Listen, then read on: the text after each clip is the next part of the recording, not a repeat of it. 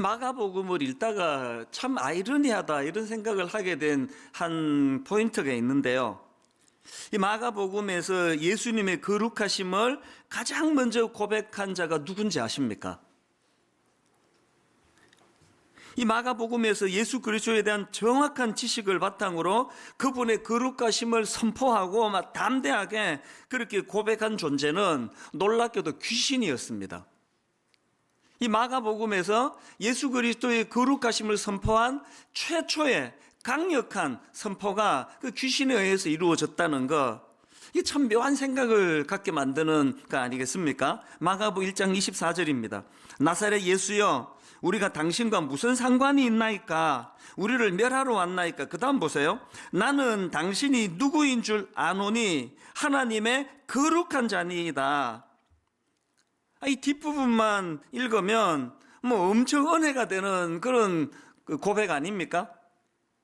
그리고 예수님도 그 사실을 인정해 주셨습니다. 34절에 보니까 예수께서 각종 병이든 많은 사람을 고치시며 많은 귀신을 내쫓으시되 귀신이 자기를 알므로, 예수님도 그 귀신들이 예수님을 향한 정확한 지식을 갖고 있었다는 걸 인정하고 계시는 거 아닙니까? 그런데 문제가 뭐냐 하니까 예수님께서 그 귀신이 가진 예수님에 대한 지식이 있다는 걸 인정하셨지만 그 귀신의 지식을 기뻐하지 않으셨다는 사실이에요. 그렇게 막 귀신이 예수 그리스도의 거룩하심을 소리쳐 선포하니까 25절에서 예수님이 이렇게 반응하십니다. 예수께서 꾸짖어 이르시되 잠잠하고, 또 34절에서도 귀신이 자기를 알므로 그 말하는 것을 허락하지 아니하시니라. 아니, 왜 예수님은 지금 그 귀신의 그 예수님을 향한 신앙 고백과 선포가 정확하고 그게 지식적으로 틀린 게 아닌데 왜 그걸 기뻐하지 않으셨을까요? 이런 질문을 가지고 제가 그 말씀 묵상하다가 그 떠오른 찬양이 하나 있는데요. 여러분 다 아시는 찬양입니다. 모든 이름 위에 뛰어난 이름 예수는 주, 예수는 주. 이 찬양이 그 주님이 모든 이름 위에 뛰어난 이름이라는 그 놀라운 선포를 하는데요. 그 선포 다음에 일어나는 가사가 어떻게 나옵니까? 모든 무릎 꿇고 경배를 드리세, 모든 무릎 꿇고 경배를 드리세, 예수는 만유의 주님. 또 그 다음에 보니까 예수는 주, 예수는 주, 온 천하 만물 우러러. 또 그 다음 보십시오. 그 보좌 앞 영광을 돌리세, 그 보좌 앞 영광을 돌리세, 예수, 예수, 예수는 주. 그러니까 그 귀신이 갖고 있던 지식이 가진 치명적인 문제가 뭔지를 한 번에 알 수 있는데요. 비록 그는 예수 그리스도에 대한 정확한 지식은 갖고 있었는지 모르지만 그 지식을 가지고 무릎을 꿇고 그분을 경배하고 그분께 존귀와 영광을 올려드리는 것으로 그의 지식을 사용하는 게 아니라 마귀는 자기가 갖고 있는 그 영적인 지식을 예수님을 방해하고 예수님을 조롱하고 나사렛 예수여, 그 말 속에 그 비아냥 그림이 다 담겨져 있는 거 아닙니까? 그리고 무엇보다도 24절에 보니까 나사렛 예수여, 우리가 당신과 무슨 상관이 있나이까? 내가 알기로 당신은 거룩한 하나님의 아들인 거 알고 있는데 그게 나와 무슨 상관입니까?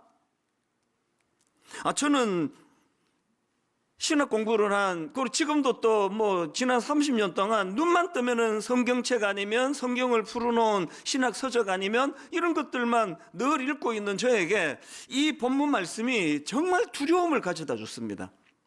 하나님에 대하여 지식이 많은 것이 그 하나님이 기뻐하시는 종이 된다는 걸 의미하는 게 아니라는 겁니다. 우리 여러분 예수님에 대한 지식 가져야 됩니다. 공부해야 합니다. 경험으로 그분 알아가야 합니다. 그러나 더 중요한 것은 내가 알게 된 그 예수 그리스도에 대한 지식이, 그래서 무릎 꿇고 그분을 경배하고 그분의 이름을 온 세상에 높이 전파하며 드러내는 것으로 연결이 돼야 그 지식이 살아있는 지식이라는 것입니다. 이게 오늘 본문에서 발견되는 이 귀신이 가진 악한 지식인데요. 이런 관점으로 제가 본문을 살펴보니까 오늘 본문에는 이런 악한 귀신의 지식과는 너무나 대조적인 참 건강하고 또 주님이 기뻐하실 그런 지식을 보여주는 사람들이 많이 등장하는 것을 볼 수가 있습니다. 이걸 크게 제가 두 그룹으로 나눠봤는데요. 먼저 한 그룹은 지금 열병으로 누워있는 베드로 장모 주변의 사람들입니다. 본문 30절입니다. 시몬의 장모가 열병으로 누워있는지라 사람들이 곧 그 여자에 대하여 예수께 여짜온데, 지금 이 말씀의 배경이 어떻게 되는가 하면은 예수님께서 오늘 본문에서 베드로와 안드레의 집을 방문을 하십니다. 그 집에 들어가서 보니까 베드로 장모가 열병으로 지금 알아 누워있는 겁니다. 그래서 이제 주님이 그를 고쳐주시는데요. 그 과정에서 주변 사람들의 간청이, 이게 방금 읽은 30절입니다. 시몬의 장모가 열병으로 누워있는지라 사람들이 곧 그 여자에 대하여 예수께 여짜온데, 뭘 여쭈었습니까? 이게 요즘으로 치면 중보기도 아닙니까? 주님, 너무나 가련한 여인이 지금 알아 누워있는데 열병으로 고통하는데 예수님께 여쭙습니다. 이 여인 좀 치료해 주세요. 그러고 보면은요, 오늘 본문에 나오는 베드로 장모의 열병 고침 사건은요, 이 두 극률함이 만들어낸 합작품이에요. 한 극률함은 그 여인의 연약함을 불쌍히 여기는 주변 사람들이 가진 인간적인 극률함이고요, 그 인간적인 극률함을 받으신 주님께서 똑같은 그런 극률함을 가지시고 그 주변 사람들의 간청을 받아 이 베드로 장모의 열병을 고쳐주시는 주님의 긍휼함, 인간의 긍휼함, 이것이 합작을 이루어서 나타난 치유 사역이 오늘 본문이라는 겁니다. 32절도 마찬가지 아닙니까? 저물어 해질 때에 모든 병자와 귀신 들린 자를 예수께 데려오니, 여러분 지금 막 병자들을 데리고 오고 귀신 들린 자를 예수님께 데려오는 이 사람들이 갖고 있는 지식이 뭡니까? 이 사람들이 갖고 있는 지식은 이렇게 긍휼이 많으신 예수님을 우리가 안다. 이 예수님에게 이 환자들, 이 귀신 들린 자를 데리고 가면 예수님은 그들을 외면하지 않으신다. 그리고 그들이 알고 있는 지식이 뭡니까? 저 예수 그리스도는 이 질병을 고칠 능력을 가지신 분이시다. 그 지식이 있으니까 예수님께로 그 환자들을 데리고 가는 거 아닙니까? 저는 이 본문에서 열병으로 누워있는 베드로 장모 주변 사람들, 그리고 또 수많은 환자들을 예수님께 데리고 가는 그 사람들이 갖고 있는 그 지식, 이게 요즘으로 말하면 중보기도라고 말씀을 드렸는데요. 누가 중보기도하는 기도자가 됩니까?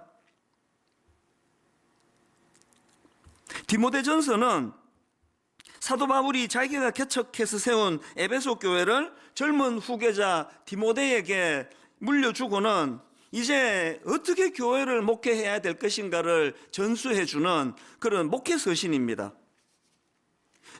제 남은 소원이 있다면 이제 한 30년 또 뭐 앞으로 얼마나 더 할지 모르지만 저의 목회의 경험들을 이제 우리 젊은 신학도들에게, 젊은 후배 목사님들에게 정말 제가 경험한 그 모든 것들을 잘 전수해 주는 날이 오기를 저는 꿈꾸고 기도하고 있습니다. 사도 바울의 심정을 너무 잘 알거든요. 이런 관점으로 디모데전서를 읽어보면은 정말 눈에 띄는 한 대목이 탁 들어오는데, 그게 뭐냐 하니까요, 이 디모데전서 1장은 이제 서론격으로 이제 쭉 그냥 뭐 나열을 하다가 이제 디모데전서 2장에서부터 사도 바울의 본격적인 조언이, 목회 조언이 시작이 되는데요. 디모데전서 2장 1절을 보십시오. 그러므로 내가 첫째로 권하노니, 이 육성을 한번 듣는다 생각해 보세요. 그 젊은 목회자 디모데에게 너 잘 들어봐. 목회 제일 중요한 게 뭔지 아니? 목회에서 제일 중요한 게 뭔가 하니까 모든 사람을 위하여 간구와 기도와 도구와 감사를 하되, 목회자에게 가장 중요한 게 기도인데요. 무게중심을 그 가운데다 두고 다시 한번 읽어볼게요. 그러므로 내가 첫째로 권하노니 모든 사람을 위하여, 여기 보니까 자기를 위하여가 아니에요. 모든 사람을 위하여 간구와 기도와 도구와 감사를 하되, 당연히 목회자들이 자기 영혼을 위해서도 기도해야 되지만 사도 바울의 관점으로 목회에서 가장 중요한 게 뭐냐? 중보기도라는 거예요. 예수님의 그 중보 기도하시는 예수님의 정신을 중보자적인 그런 기도꾼으로 서야지만 목회를 할 수 있다. 그 3절에도 보니까 이것이 우리 구주 하나님 앞에 선하고 받으실 만한 것이니, 사도 바울이 젊은 후계자 디모데에게 목회에서 가장 중요한 것이 중보기도라고 그렇게 지금 권면하는데, 사도 바울은 그 지식을 어떻게 알게 됐습니까? 자기의 그 목회 가운데 겪었던 수많은 경험들 가운데 그 엑기스가 자기가 경험한 지식이 그거 아닙니까? 내 힘으로 할 수 있는 게 목회가 아니야. 목회는 인간의 힘으로 하는 게 아니야. 그래서 위대하신 하나님 앞에 후회 주시고 꾸짖지 아니하시는 그분 앞에 늘 지혜를 구하고 또 중보 기도하면서 그렇게 하는 게 목회야. 지금 사도 바울의 경건한 지식이 귀신의 그것과는 차별화된 결정적인 차이점이 뭡니까? 사도 바울은 자기가 알게 된 그 신령한 지식을 하나님 이름을 높이고 그 성도들을 섬기는 곳으로 사용되고 있다는 사실이에요.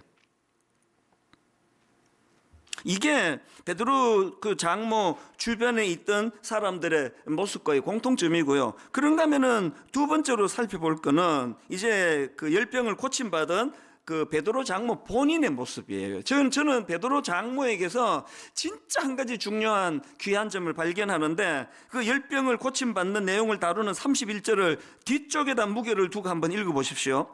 나아가사 그 손을 잡아 일으키시니 열병이 떠나고 예수가 그들에게 수종되니라. 손을 잡아 일으키시니 열병이 떠나가니라 이렇게 끝나는 게 아니에요. 그건 과정이에요. 결과는 그렇게 열병이 떠나가는 은혜를 경험했던 그 베드로 장모가 그들에게 수종되니라. 이게 왜 굉장히 중요한 의미를 담고 있는가 하면은, 여기 나오는 수종되니라, 이거 헬라어로 디아코네오라는 단어인데요, 마가복음에서 이 단어가 한 군데 더 나옵니다. 마가복음 10장 45절, 인자가 온 것은 섬김을 받으려 함이 아니라 도리어 섬기려 하고 자기 목숨을 많은 사람의 대속물로 주려 함이니라. 여러분, 여기 나오는 섬기려 하고, 이게 디아코네오예요. 지난번에 말씀드린 거 기억하시죠? 마가복음 10장 45절 방금 읽은 이 구절은요, 마가복음의 핵심 구절 중 핵심 구절입니다. 마가가 지금 드러내고자 하는 예수 그리스도는 어떤 모습입니까? 왕으로 오신 그분이에요. 그럼에도 불구하고 종처럼 섬기시는 예수 그리스도. 그래서 마가복음 10장 45절이 너무나 중요한데, 종으로 오신 예수 그리스도를 강조하기 위하여 설명하는 마가복음 10장 45절에서 보여주시는 예수 그리스도의 섬김이, 이게 지금 베드로 장모가 고침받고 난 이후에 보여준 디아코네오라는 거예요. 뭘로 의미할까요? 우리가 진짜 예수님을 영접하고 예수님의 신령한 지식을 우리가 쌓아간다면 어떻게 해야 됩니까? 예수님의 섬김의 모습인 디아코네오의 이 모습이 우리에게 전수가 되어야 된다는 겁니다. 그런가 하면은 이 디아코네오의 정신을 전수받는 것 이상으로 또 중요한 포인트가 뭐냐 하니까 31절에 보니까요, 이렇게 고침받은 베드로 장모의 섬김을 지금 단수형으로 표현하는 게 아니라 복수형으로 표현하고 있다는 사실입니다. 우리말 성경에도 여자가 그들에게 수종되니라, 이 복수형 아닙니까? 이 진짜 중요한 의미예요. 우리가 은혜 받아가지고 이제 나는 산기도가 산다, 나는 사람들 내 상관없다, 나는 내 주님만 섬기면 된다, 주님이 나 고쳐주신 거 아니냐, 이렇게 하고 있는 믿음이 절대로 건강한 믿음이 아니라는 거예요. 주님의 디아코네오가 가진 정신이 그렇듯이 날 구원해 주신 주님에게도 모든 영광을 올려드리는 것, 이것이 귀신의 지식과 차별화된 지식이지만, 그러나 또 다른 한편으로는 이 복수형이에요. 저는 여기서 참 아름다운 사랑의 선순환을 발견합니다. 베드로 주변 사람들이 먼저 베드로 장모가 알아 누워 있을 때 참 예수님께 전심을 다하여 예수께 여짜온데, 그 베드로 장모를 위하여 중보 기도하는 모습을 보여줬더니, 그렇게 병고침을 받은 베드로 장모가 주님이 나 고쳐줬지 뭐 당신들이 한 게 뭐이냐, 이게 아니에요. 똑같은 정신으로 이제 그 장모 주변에 있는 사람들을 섬기는 그 모습을 통해 한국 교회가 반드시 회복해야 될 사랑의 선순환이 여기 있다고 생각합니다. 오늘 이 시대는 울분과 분노의 악순환이에요. 전 알아요. 저를 공격하는 수많은 이단들과 수많은 사람들의 공격의 목표는 제 안에 울분을 심어주기 위한 거라는 걸. 그래서 강단에서 사랑이 선포되지 않고 분노와 울분이 선포되기를 사단이 원한다는 것을 알거든요. 이를 악물고 이 고리는 여기서 끊어야 된다는 걸 알기 때문에 맞대응을 하지 않으려고 이를 악무는 거 아닙니까? 오늘 이 시대 정치가 울분과 분노를 양산하고 있는 정치, 오늘 경제가, 오늘 사회에서 일어나고 있는 오늘 코로나 바이러스가 모든 관계를 단절시키고 울분과 분노의 고리로 몰고 가는 현실이라면 오늘 예수 그리스도의 참된 지식을 알게 된 우리가 해야 되는 일은 울분과 분노의 악순환의 고리를 끊고 사랑과 선순환의 고리가 열려져야 한다는 사실입니다. 이게 베드로 장모가 알게 된 그 예수 그리스도의 신령한 지식이 가져다 준 모습이라고 저는 생각하거든요. 이렇게 베드로 장모 주변 사람들하고 또 고침받은 당사자 베드로 장모의 그 섬김의 모습, 이것이 이제 그 귀신이 갖고 있는 지식하고 확연히 다르다는 것을 제가 설명을 해드렸는데요. 이렇게 그 사람들의 성숙한 모습을 살펴보는 것도 중요하지만 오늘 본문의 주인공은 예수님이세요. 항상 설교의 주인공은 예수님이십니다. 그렇기 때문에 오늘 본문에서 이제 예수님께서 베푸신 기적 사건 여기에다가 초점을 두고 이제 한 두 가지 정도로 예수님이 베푸신 치유 사역의 의미를 설명을 드리고 이제 말씀을 정리하려고 하는데요. 여러분, 이 예수님께서 베푸신 치유 사역은 첫째로요, 장차 그분이 하실 십자가의 그림자가 배어 있는 주님의 섬김이라는 사실입니다. 이게 무슨 말씀인가 하면은 오늘 본문과 똑같은 이제 베드로 장모의 열병을 고쳐주는 사건을 다루고 있는 말씀이 마태복음에도 똑같이 나오는데요. 마태복음 8장에 나옵니다. 그런데 마태복음 8장에 보면은 이 마가복음에는 없는 한마디를 더 의미 부여를 하는 것을 볼 수가 있는데요. 자, 먼저 마태복음 8장 14절부터 16절을 한번 보십시오.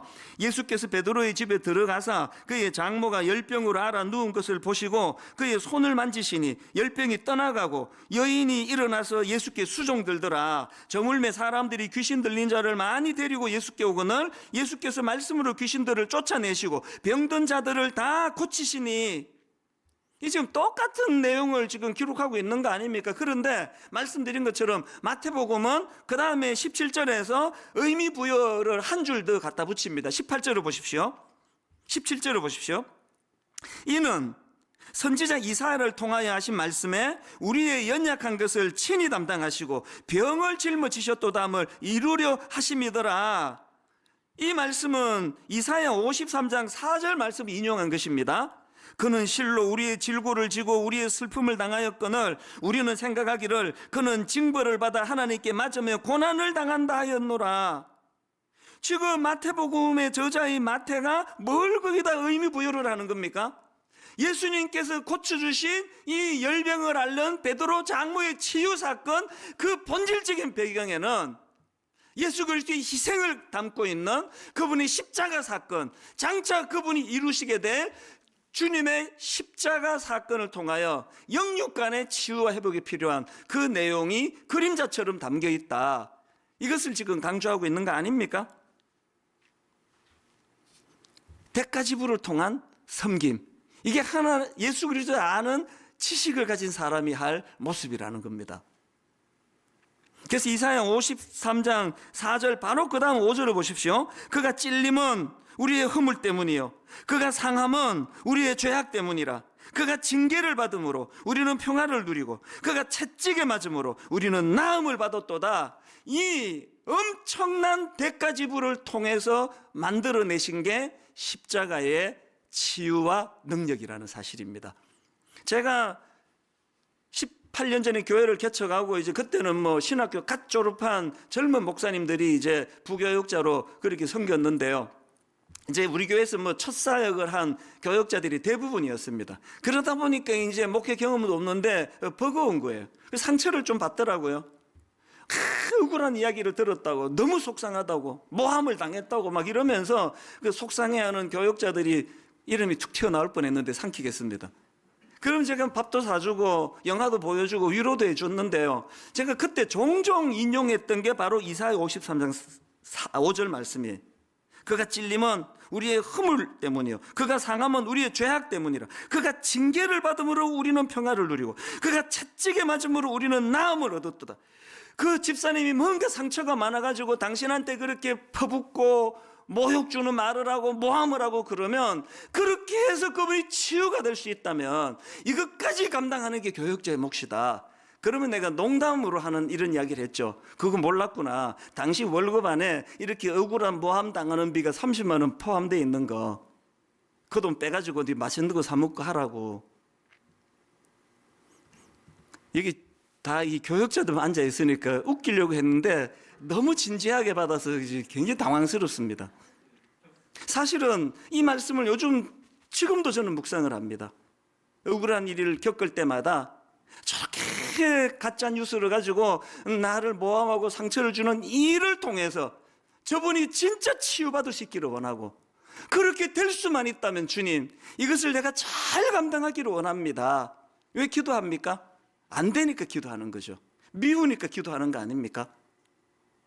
오늘 예수님의 치유 사건을 마태복음의 저자인 마태가 주님의 십자가 사건과 연결시키는 이 내용을 가지고 오늘 우리는 그 큰 사죄의 은총을 받았다는 이 지식이 새롭게 되기를 바랍니다. 그리고 그 지식이 오늘 우리도 베드로의 장모와 같이 주님뿐만 아니고 주변의 사람들을 잘 섬기고 봉사하고, 또 그것은 대가 지불을 포함한 대가 지불이 담겨져 있는 섬김이라는 사실을 인식하게 되시기를 바랍니다. 그런가 하면은 또 한 가지 더 살펴보고 말씀을 마칠까 하는데요, 오늘 본문에서 예수님께서 베푸신 이 치유 사역에는요, 인간의 경직을 뛰어넘는 유연함이 배어 있는 걸 우리가 배워야 합니다. 무슨 말씀이냐? 자, 아까 읽어드린 마가복음 1장 32절 앞부분에다가 초점을 두고 한번 읽어보십시오. 저물어 해질 때에 모든 병자와 귀신 들린 자를 예수께 데려오니, 지금 많은 사람들이 병자들을, 귀신 들린 자들을 예수님께 데리고 왔다고 그렇게 말씀드리지 않았습니까? 거기에는 그 데리고 온 사람들이 확신이 있는 거 아닙니까? 그들이 지식이 있는 거 아닙니까? 예수님께 이 아픈 사람 데리고 오면 고쳐주실 것이다, 능력 있다, 외면하지 않으신다, 이 믿음이 있는 사람의 어떤 차원이든지 간에. 그런데 그들이 데리고 온 그 시점을 보니까 저물어 해질 때, 여기에 큰 의미가 있습니다. 이날은 안식일이거든요. 이스라엘의 하루는 저녁에서 시작돼서 그 다음 오후에 끝이 난다고 합니다. 그러니까 저물어 해질 때를 강조한 것은 사람들이 안식일이 끝나기를 기다린 거예요. 그 속에 이 유대인들이 가지고 있는 그 규율에 매여 있는 경직된 모습을 저는 발견하고요, 이런 경직된 모습과 완전히 다르신 주님을 저는 발견하거든요.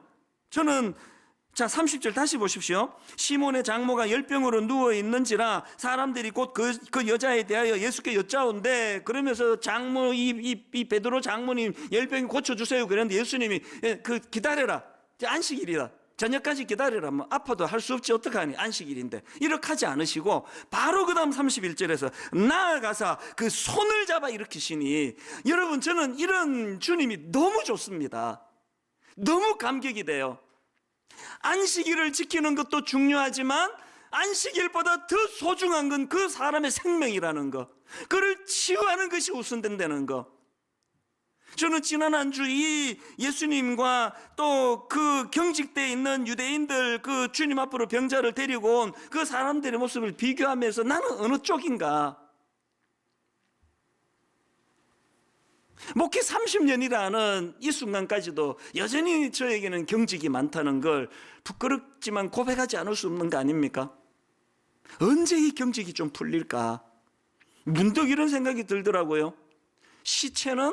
시체의 강력한 특징은 바로 굳어지는 데 있는 거 아닙니까? 사람의 영혼이 그 육신에서 떠나가는 순간 경직이 시작되는 거 아닙니까? 오늘 우리의 믿음이, 예수 그리스도를 향한 내 믿음의 지식이 이게 어느 정도 하나님 앞에서 성숙한가를 가늠하는 잣대 중에 하나는 경직이에요. 조금만 마음에 안 들면 잘라버리고 정죄해버리고 비난해버리고 마음에서 내쳐버리고, 아주 안식일인데 뭐 사람은 어떻게 고치느냐고 그렇게 소리 지르지 않으시는 예수님을 믿는 우리인데, 다 죽어가는데 해질 때까지 좀 기다리라고, 이게 오늘 우리의 모습은 아닌가 하는 거예요. 저는 오늘 예배 드리는 모든 성도님들 영육간에 경직된 것들이 다 풀어지시기를 바랍니다. 예수님의 십자가의 그 유연함으로 용서하지 못할 사람이 아무도 없고 품어주지 못할 사람이 아무도 없고, 여러분 예루살렘에 입성하신 예수님 무엇으로 분노하셨습니까? 겉만 번지르르 하고 내실은 없는, 밖으로는 거룩함이 남다르게 보이지만 정작 아무런 생명을 전하지 못하는 형식만 남은 껍데기뿐인 종교생활, 내가 가진 예수님에 관한 지식은 그분은 날 구원하기 위하여 십자가라고 하는 상상을 초월하는 대가 지불을 아끼지 않고 내어주신 치르신 분이라는 것, 그분은 베드로 장모를 고치는 거기에 모든 초점이 있었기 때문에 안식이 끝나고 저녁에 보자 그렇게 치유를 미루시는 분이 아니셨다는 것. 왜 믿음이 좋은 신앙인들이 시간이 갈수록 경직되고 굳어지고 정죄가 많고 판단이 많고 마음만 먹으면 할 수 있는 수많은 주님의 놀라운 역사들을 저녁까지 기다려봐라, 뭐 그러다 죽음할 수 없고, 내 안에 가득 차 있는 것은 무엇입니까? 내 안에 가득 차 있는 것은 무엇입니까?